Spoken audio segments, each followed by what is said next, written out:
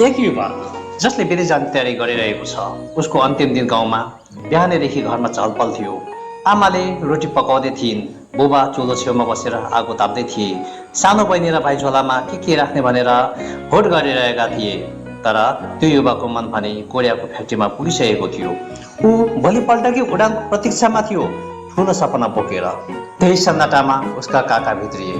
काका गाउँकै अग्रज मानिस, प्राय कम बोल्ने, तर जे बोल्छन् त्यो ढुङ्गाको लेख लाग्ने। काकाले युवालाई एक्लै बोलाएर एउटा खाम थमाए। खामभित्र एउटा कागज थियो, जीवन बिमा पोलिसीको। युवा अल्लमल्ल पर्यो। काका, यो के हो? म त भर्खर जाँदैछु, कमाएर फर्किने सपना देख्दैछु। यो बिमा त मरेपछि मात्र काम लाग्ने कागज होइन र?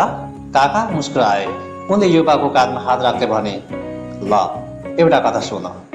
तँलाई याद छ हाम्रो गाउँकै रामबहादुर? ऊ पनि त जस्तै जोसिलो थियो। मलेसिया गयो।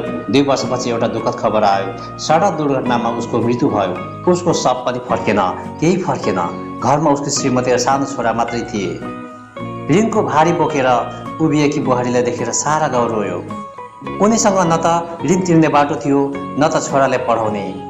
आज त्यो बुहारी अर्कीको घरमा ज्याला मजदुरी गर्छे। छोरा स्कुल छोडेर गोठालो गएको छ। काकाले गहिरो सास फेरे।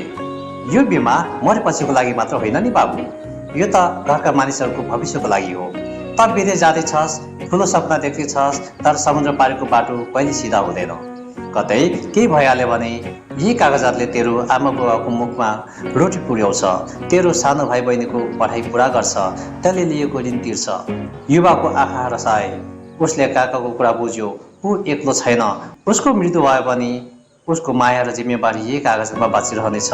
यो केवल कागजातको टुक्रा होइन, यो उसको हस्ताक्षर हो। आफू नहुँदा पनि परिवारलाई सहारा दिने उसको प्रतिबद्धता हो। भोलिपल्ट बिहान युवा विदेश उड्यो, तर उसको झोलामा लुगा र सपनासँगै एउटा कागजात पनि थियो, जसले उसको परिवारलाई जोखिमबाट जोगाउने थियो। जे पनि बिमा केवल मृत्युको साथी होइन, यो बाँचेकाहरूको लागि जीवनको सहारा हो।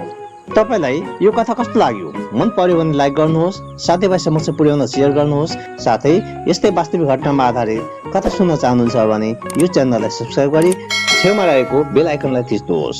यो भिडियो अन्तिमसम्म सुनिदिनु भएकोमा धन्यवाद।